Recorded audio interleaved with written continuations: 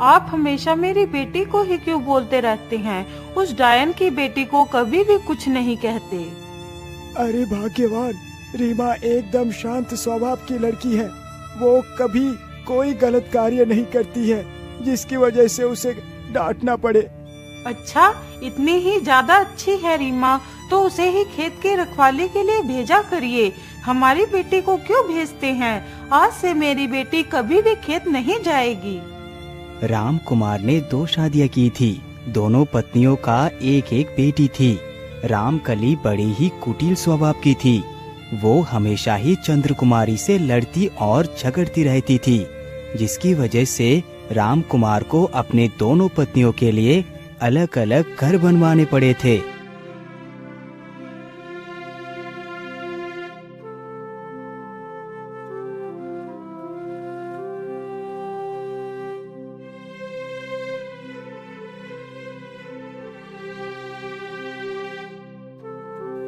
अरे बेटी रीमा, आज से तुम रोज खेत की रखवाली के लिए जाया करोगी। ठीक है पिताजी, मैं आज से ही खेत की रखवाली के लिए जाती हूँ। इतना बोलकर रीमा खेतों की तरफ निकल पड़ती है।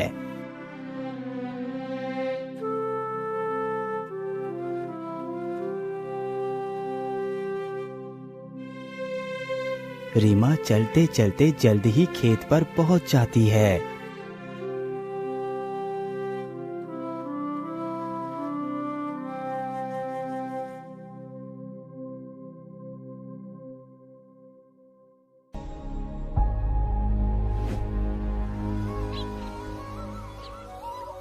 अरे वाह, खेतों पर आकर तो कितना अच्छा लगता है। यहाँ की सुंदरता को देखकर तो मन को कितनी शांति मिलती है।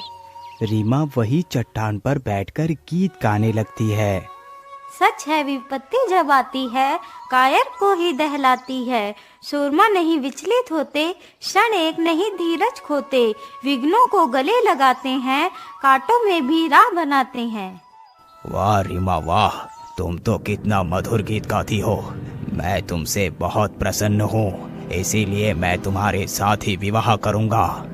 अरे, ये किसकी आवाज है? ये आखिर कौन है जो मुझसे विवाह करने की बात कर रहा है? कहीं ये मेरा भ्रम तो नहीं? मैं ऐसा करती हूँ, यही गीत एक बार फिर से गाती हूँ।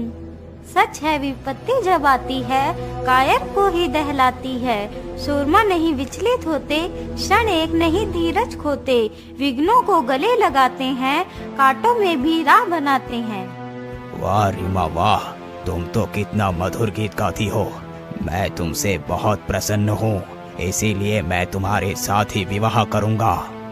अरे, मुझे लगता है ये आवाज इस जंगल के भीतर से आ रही है। चलो इसके अंदर चलकर देखती हूँ। रीमा जल्दी से जंगल की ओर जाती है।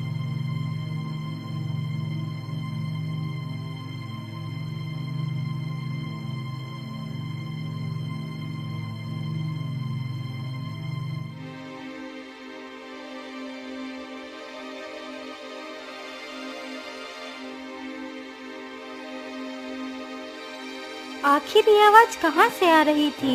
यहाँ पर तो कोई भी नहीं है।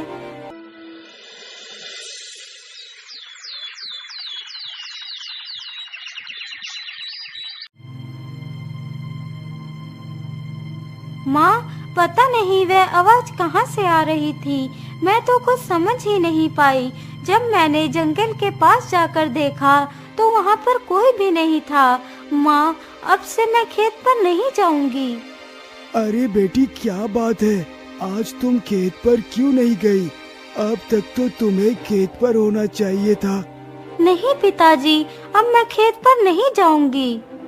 लेकिन क्यों बेटी, तुम खेत पर क्यों नहीं जाओगी? राम कुमार के पूछने पर रीमा सारी कहानी अपने पिता को सुनाती है।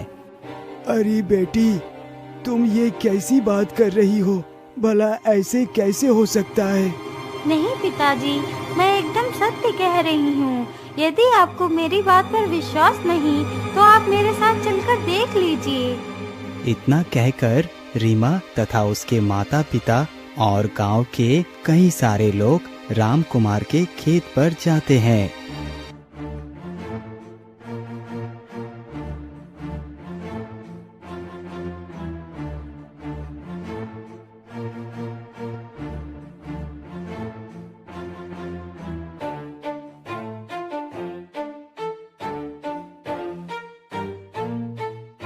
अब तो हम लोग खेत पर आ गए हैं। चलो अब तुम जल्दी से वही गीत गाओ। सच है, विपत्ति जब आती है कायर को ही दहलाती है। सूरमा नहीं विचलित होते, क्षण एक नहीं धीरज खोते। विघ्नों को गले लगाते हैं, कांटों में भी राह बनाते हैं। वाह रीमा वाह, तुम तो कितना मधुर गीत गाती हो। मैं तुमसे बहुत प्रसन्न हूँ, इसीलिए मैं तुम्हारे साथ ही विवाह करूँगा। अरे भाई, मुझे लगता है यह आवाज उस जंगल की तरफ से आ रही है। हाँ हाँ, मुझे लगता है ये आवाज उधर से ही आ रही है। चलो चलकर देखते हैं। सभी लोग जंगल की तरफ देखने के लिए जाते हैं तो जंगल में कोई भी दिखाई नहीं देता। अरे ये तो कितनी अजीब बात है, यहाँ पर तो कोई भी नहीं है, फिर भी ये आवाज कहाँ से आ रही थी? अरे भाई, कहीं यहाँ पर कोई भूत तो नहीं रहता है जिसकी ये आवाज थी? मुझे तो बहुत डर लग रहा है। चलो यहाँ से वापस लौट चलते हैं। अरे नहीं चुन्नीलाल, तुम इतना डर क्यों रही हो? हमें पता तो लगाना ही होगा कि आखिर यहाँ पर किसकी आवाज आ रही है। सारे लोग फिर से वापस उसी चट्टान के पास पहुँचते हैं। अरे बेटी, तुम एक बार फिर से वही गीत गाओ। पिता के कहने पर रीमा फिर से वही गीत गाने लगती है। फिर से जंगल से वही आवाज आती है। अरे कौन है उस जंगल में? कौन बार बार मेरी पुत्री से विवाह करने की बात कर रहा है? यदि तुम सच में हमारी पुत्री से विवाह करना चाहते हो तो मेरे सामने आओ। हाँ हाँ, मैं तुम्हारे सामने आऊंगा, लेकिन उससे पहले तुम्हें मुझसे एक वादा करना होगा। हाँ हाँ बोलो, तुम क्या वादा करवाना चाहते हो? मेरा वादा यही है कि मैं तुम्हारे सामने तभी आऊंगा यदि तुम अपनी पुत्री का विवाह मुझसे करने का वादा करो। अच्छा ठीक है, मैं वादा करता हूँ कि मैं अपनी पुत्री का विवाह तुम्हारे साथ ही करवाऊंगा। राम कुमार के ये बात बोलते ही जंगल की तरफ से एक शेर निकल कर आता है। शेर! हे भगवान, यह तो एक शेर है। अरे भागो यहाँ से।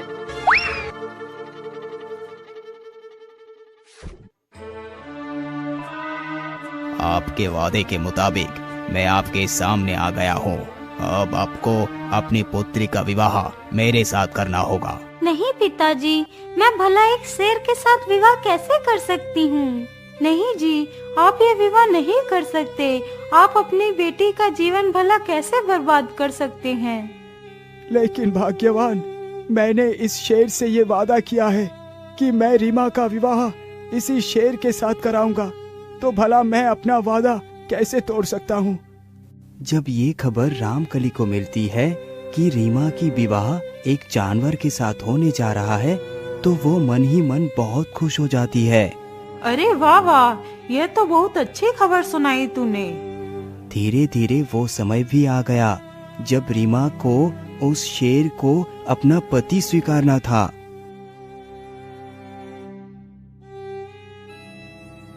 बेटी, अब तुम बरमाला पहना दो। इतना सुनते ही रीमा अपना बरमाला शेर के गले में पहना देती है।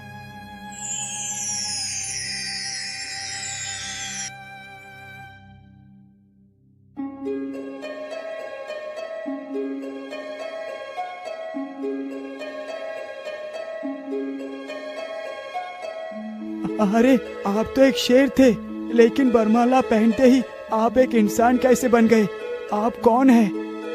मैं प्रतापगढ़ का राजकुमार वीरभद्र हूँ। मुझे ये शाप मिला था कि मैं एक शेर बन जाऊंगा, और जिस दिन कोई लड़की मुझे इसी शेर के रूप में स्वीकार कर मुझसे विवाह करेगी, तो मैं फिर से अपने वास्तविक रूप में आ जाऊंगा।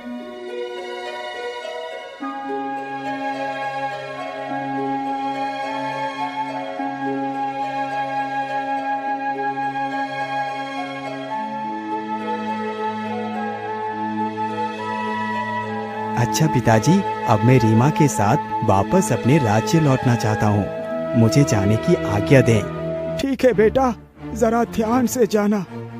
इतना सुनकर राजकुमार रीमा को लेकर वहाँ से चला जाता है। अरे वाह, इसे तो घर बैठे ही अपनी पुत्री के लिए राजकुमार मिल गया। अब चाहे कुछ भी हो जाए, मैं भी अपनी पुत्री के लिए राजकुमार ही ढूंढ कर लाऊंगी। अरे बेटी, जल्दी से जंगल चलो, मैं तुम्हारे लिए भी राजकुमार ढूंढ कर लाऊंगी। इतना सोचकर दोनों माँ बेटी जंगल की तरफ निकल पड़ते हैं। रामकली भी एक शेर की तलाश कर रही थी, जिसके साथ वो अपने पुत्री का विवाह कर सके, क्योंकि उसका भ्रम था कि शेर फिर से राजकुमार बन जाएगा और उसकी बेटी महारानी बन जाएगी।